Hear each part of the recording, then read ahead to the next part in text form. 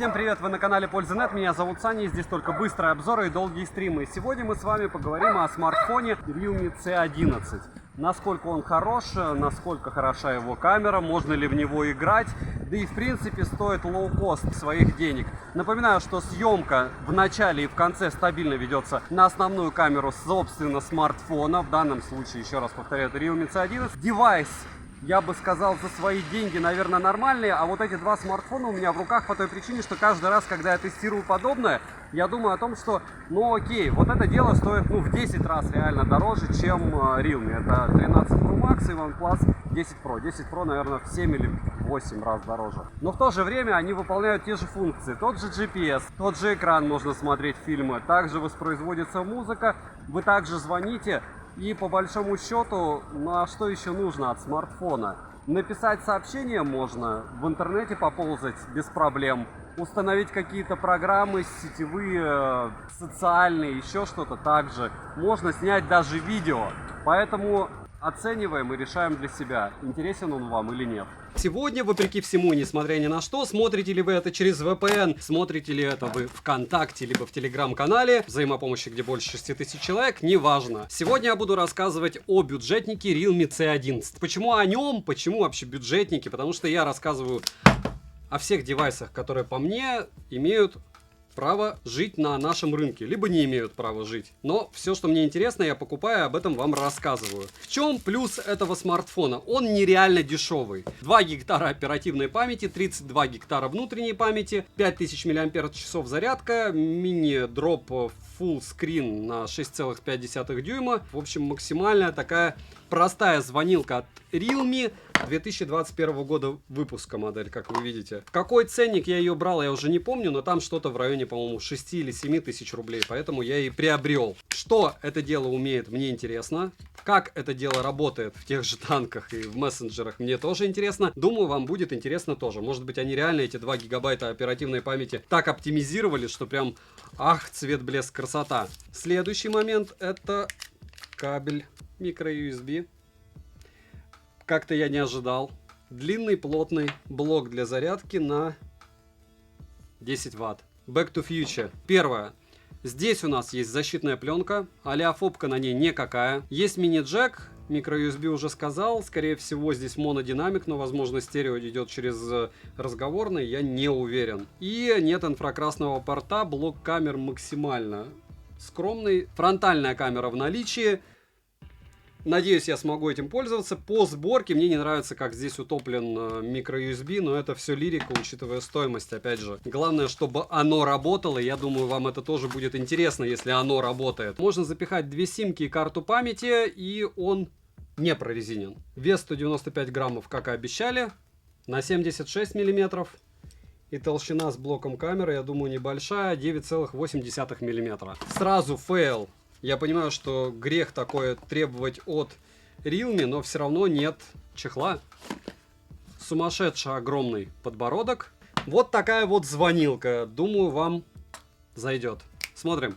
Розыгрыши море. Читаем описание, какие сейчас актуальны. Повторяюсь, это 5 Mi Band 6 серии. Разыгрывается за лайк, подписку и комментарий к любому видео ежемесячно. Перейдем же к смартфону. Полетели. Поставляется данный девайс в серой и голубой расцветке. Дизайн для бюджетника неплохой. Тыльная часть, как и рамки, из пластика. Материалы тактильно приятные и не марки. В руке лежит удобно и не выскальзывает, что очень даже хорошо. Сборка не совсем мрак. Тыльная часть не прогибается, но у кнопок есть небольшой люфт. И при нажатии они издают глухой хруст. На корпусе расположили кнопку питания, качели регулировки громкости, разъем micro-USB версии 2.0, к нашему сожалению, но это и не удивительно, микрофоны, динамики основной и разговорные, звучание здесь, разумеется, моно. Далее есть непрорезиненный полноценный слот на 2 сим-карты и карту памяти до 256 гигабайт, за что отдельное спасибо, но тоже неудивительно, всегда в ультрабюджетниках именно так и происходит. Также нам предоставили мини-джек, а вот ИК-порта нет, как и нет индикатора коммутаторы уведомлений. Смотрим на Xiaomi, у них аналогичные телефоны имеют ЭК-порт. Производитель заявляет, что смартфон имеет защиту от брызг, так что будем иметь в виду, но проверять не будем. Летим дальше. С фронтальной части нас встречает IPS-дисплей на 6,5 дюймов с разрешением 1600 на 720 пикселей. Полезная площадь экрана 89,5%. Это тоже странно и непривычно, потому что мы уже привыкли смотреть на цифры выше 95, но это бюджетник, так что не удивляемся. Соотношение сторон 20 к 9, плотность пикселей очень скромная, 269 ppi, что, разумеется, выходит из-за разрешения. Пиковая яркость 400 кандел на метр квадратный, при прямом попадании света на экран яркости не хватает, да и в пасмурную погоду не особо что разглядишь на улице. Частота обновления экрана 60 Гц, скроллинг относительно плавный. Автояркость работает хорошо, но подтормаживает. Под разными углами тон картинки слегка бросает в холодный оттенок. Далее. Мультитач, конечно же, есть и берет все 10 пальцев. Всем, кто хочет спросить, зачем я проверяю эти 10 пальцев, потому что в ультрабюджетниках это максимально актуально. Бывает, смартфон берет 6 пальцев, 4 одновременно. И это уже критично. Разблокировать экран можно при помощи распознавания лица и стандартно пин-кодом. Распознавание лица срабатывает стабильно, но только при хорошем освещении. Скорость срабатывания, разумеется, не особо шустрая. Вспоминаем пиксели, у них у смартфонов за $800 такая скорость. Внести биометрические данные можно только одного лица. Подбородок не маленький, но практически у всех бюджетных смартфонов такой подбородок. В целом экран не яркий, но негативных эмоций у меня он не оставил. Летим дальше. Вот здесь уже идет такой супер фейл. Процессор Unisoc SC9863A с техпроцессом, внимание, 28 нанометров с 8 ядрами. Максимальная тактовая частота которого 1,6 ГГц, графический процессор PowerVR ROG GE8322, интерфейс Realme Go Edition на основе Android 11 версии. На официальном сайте указано, что оперативная память LPDDR4X на 2 ГБ и внутренняя память eMMC на 32 ГБ. Также на других источниках я встречал комплектацию 464. Имеется поддержка Wi-Fi 4 серии. 5G, разумеется, не поддерживается. Для 4G бенды 7 и 20 на борту. Связь ловит хорошо, звучание при звонках приемлемое. Микрофоны отрабатывают не лучшим образом, но для разговоров достаточно. Датчик приближения у меня работает исправно, но долго соображает. Запись разговора в стоке есть, но с уведомлением собеседника о начале записи. VoLTE на борту, вибромоторчик слабенький. Bluetooth версии древней 4.2 и, внимание, есть поддержка NFC, что круто, но на данный момент не особо актуально, может быть, тем, кто владеет MirPay и всем остальным, но в целом сегодня я не скажу, что это прям must-have такая штука. Не обязательно она становится. Из навигации на борту GPS от GPS, Beidou, GLONASS и Galileo. GPS-тест показывает в среднем точность 5 метров при условии, что рядом есть высотки, но иногда проскальзывала точность до 2 метров. Емкость аккумулятора 5000 мАч, PC-Mark устройство не запускает, полный цикл зарядки занимает 2 часа. Есть функция реверсированной зарядки, но только с активацией OTG и с помощью OTG кабеля, так что считайте ее нет. Поедает за час просмотра видео на YouTube при максимальной яркости по Wi-Fi 18%. World of Tanks за час на высокой графике поедает 25% заряда. Играть было комфортно, но картинка слегка подтормаживала. На более низких настройках графики картинка плавная. В PUBG Mobile за час ушло 26% на минимальной графике. Играть можно, но не совсем комфортно, так как проскакивают постоянные фризы. Genshin Impact смартфон, разумеется, отказался запускать. Это и не удивительно. В принципе, в легкие игры играть можно без проблем, те же танки и PUBG. Беспроводной зарядки, разумеется, нет. Из датчиков на борту магнитный датчик, датчик освещения, датчик приближения, акселерометр и гироскоп. Перейдем же к тестам. Большинство тестов смартфон отказывается проходить, а результаты тестов, которые мне удалось прогнать, я сейчас озвучу. 3D Mark Slingshot Extreme 527, Slingshot 632. Вантуту выдал результат в 95 тысяч попугаев, Storage тест показал супер скромные 6 тысяч, но по причине того, что внутренняя память здесь, конечно, что-то с чем-то. Она ужасна, прямо скажем. 40-минутный стресс-тест прошел не супер, но и неплохо. Основной блок камер с тыльной части состоит из одного модуля на 8 мегапикселей и одной LED-вспышки. Максимальное разрешение съемки 1080p 30 fps, имеется цифровой зум в 4x. Стабилизации видео, разумеется, на борту нет, замедленные съемки также не предоставили. На борту есть режим Pro для фотосъемки, также есть портретный режим, серийная съемка, таймлапс, панорама и интервальная съемка. Фронталка на 5 мегапикселей находится в верхней части экрана по центру в каплевидном вырезе. Максимальное разрешение для съемки видео 720p 30 fps. Короткие примеры вы, разумеется, сейчас увидите. Ночь, фронталка, Мурина. Максимум 1080p отсутствует, 720p здесь предел. И это не удивительно, а удивительно то, что для того, чтобы заснять принципе, пример съемки. Мне понадобилось перезагрузить девайс, он висел с, получается, изображением камеры. Мне так кажется, что причина была в том, что я первый раз ей пользовался, но такую штуку у Realme я вижу впервые. То есть я захожу, даю все разрешения, и потом он виснет. Долго вибрировал, я думал, что уже обзора не будет, потому что я не делаю обзора из разряда «у меня умер телефон». Я потом просто рассказываю на стримах. Ночная съемка в режиме дождя. Вы видите, какая у фронталки. В принципе, лицо читабельно. Вот. Но сказать, что смысл имеет какой-то в плане информативный, эта съемка, разумеется, нулевой. Но ему, правда, еще не повезло, потому что идет довольно сильный дождь. Это раз. И два, помимо того, что идет дождь, довольно неплохой ветер. Ну, что он записал, то записал. Будете сами оценивать. Аппарат, разумеется, не про съемку, а аппарат вообще про то, чтобы звонить, учитывая стоимость. Даже сейчас. От основной камеры уже 1080p 30 fps.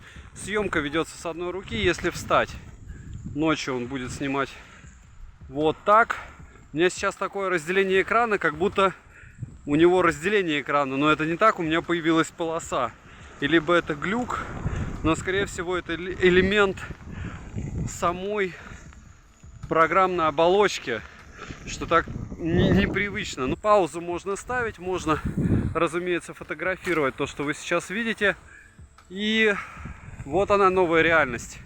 Обозреваем девайсы до $100. Напоминаю, что намного дешевле покупать данные штуковины, если вы оплачиваете сегодня через Kiwi при переводе в доллары. То есть получается, вы выигрываете довольно приличные деньги. Если покупать за рубли, то получается дороже. Поэтому думайте сами. Опять же, это не пиар Kiwi, это сегодня. Что будет завтра, это вопрос, и завтра и расскажу. Так что смотрим. Буду рассказывать оперативные новости. А кто не знает, есть телеграм-канал со скидками. Там я скидываю самое полезное сразу. И телеграм-канал взаимопомощи. Там просто болтаем. Основная камера 1080p 30 fps. День, если смотреть на экран, то мыло-мыльное. Хотя вроде бы погода, освещение и все остальное располагает. Если встать, то камера более-менее справляется. Только начинаешь идти, ну вы видели, что происходит. Максимум увеличение X4. Ну, притом не совсем и мрачное, кстати, и к слову. Давайте пройдусь. Прямо минимальное количество шагов. Почему? Потому что снимает и хорошо, учитывая стоимость, учитывая возможности и учитывая железо. Многого от этого дела ждать не стоит. Видно, слышно, дождик, ветер, хорошо. Разумеется, при съемке можно ставить на паузу, как снимает фронталка. Вы сейчас видите, больше похоже на мультик или какой-то слегка сюр, но, скажем так, меня она делает как минимум на процентов 70 красивее, чем есть на самом деле. То есть она сглаживает в первую очередь для того, чтобы записывать меньшее количество информации, а во вторую очередь, ну, с чем справляется, с тем справляется. Разговаривать можно, в принципе, можно что-то там записывать, но от реальности картинка отличается очень сильно. Что опять же неудивительно. Минусы. По большому счету, главный минус именно этого аппарата — это маленький объем оперативной памяти, ужасный тип внутренней памяти, так как от этого зависит большинство его рабочих процессов. В целом на смартфоне можно спокойно играть в игрушки, снимать видео и фото, если в этом есть необходимость. За мое время использования аппарат работал по-разному. В один промежуток времени он очень сильно тормозил, так что им пользоваться было невозможно. В другое время он без проблем открывал все приложения, можно было спокойно играть, смотреть YouTube и так далее. Будем считать, что магия электронов. Еще один фейл был с зарядкой. Некоторое время он просто у меня не хотел заряжаться. Хорошо, что проблема решилась сама собой, но факт остается фактом. Вот это именно мой user experience. Цену можете посмотреть по ссылке в описании к видео. Если промокоды, смотрите в моем телеграм-канале, также по ссылке в прикрепленном комментарии. Там у меня есть объяснение, каким образом лучше оплачивать и дешевле. Вдруг на момент вашего просмотра появятся скидки, я туда обязательно скину промики. И резюмировать я хотел бы стандартно. Это супер лоу-кост. Супер лоу-кост подразумевает, что вы должны купить его супер дешево. Супер дешево на Тмоле, я не знаю, есть или нет. Я знаю, что на Алишке сейчас курс 79 за доллар при оплате через Kiwi. Смотрите в телеграм-канале скидок у меня, каким образом можно купить по этой схеме. В этом случае телефон своих денег стоит. Насколько он хорош, ну, я бы, конечно, добавил 30-40% стоимости и купил бы какой-нибудь аппарат поинтереснее. Даже из новинок, допустим, тот же Realme C35, недавно я выкидывал в телегу скидок, купил его, он мне уже вышел, и за его деньги, разумеется, я бы его выбрал. Другой вопрос, если вы пойдете в магазин рядом, вам нужно что-то супер дешевое, либо решите покупать прямо супер экономно, то, наверное, можно его рассматривать, поэтому девайсу не мое, но да, я часто вам напоминаю про такую вещь, что мы с вами можем рассуждать по поводу ценников из разряда, ну, заплатил ты 10 тысяч, почему не заплатить 13? А иногда 13 просто нет. А если 13, то почему не 15? А если 15, почему не 25? И так можно до бесконечности просто продолжать. Если вам нужна звонилка, если вам нужно что-то сфотографировать, кому-то написать, то, в принципе, здесь за глаза и за уши. Но если вы залипаете в телефоне, то однозначно нет. Поэтому подписываемся с колоколом, ставим лайк за труды, пишем в комментариях, что еще купить на обзор. В перспективе у нас 3 новинки, притом 2 из них это Realme, я думаю, вы отгадались, что это третьи наушники, и это OneMo ComfoBuds Mini. И они у меня тоже на руках, и они, скорее всего, будут прямо завтра. Добра и удачи вам, дорогие друзья!